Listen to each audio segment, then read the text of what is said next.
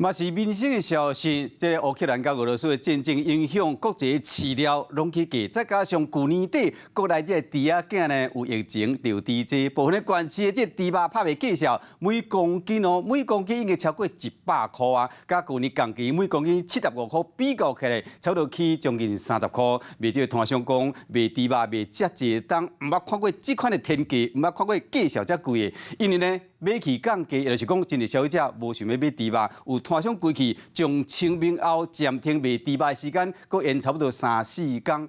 婚礼的肉品市场讲，目前有真侪猪场拍拼咧提升个育生率，也毋过买猪肉，即个伫短期内回稳伊的计销，真正袂遐简单。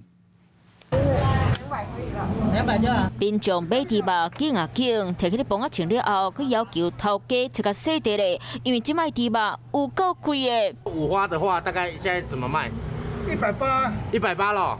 是哦。170也可以啊。卖甲遮尔贵，头家嘛真无奈，因为因正规计销，10公斤就超过100，含去年同期10公斤超75块比，起要30块。真侪人讲猪肉卖遮尔久，毋捌看过遮尔离经的计销。一口猪1万多嘞，1万多了。对，现在没多1万多嘞。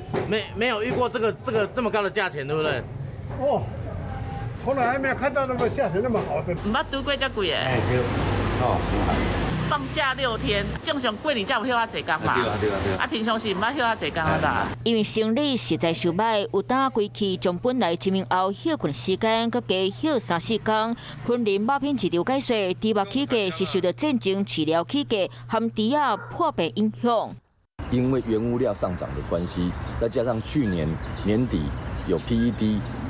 那个毛猪、仔猪它的下力的问题，所以它育成率很低。其实猪农的获利并不是很好。肉品市场总经理讲，虽望即马猪农有咧变细，互猪仔生摊，不过饲料继续起价，成本一直咧加悬。伊个伫咧短期内，国内猪肉嘛是无法度恢复稳定的计销。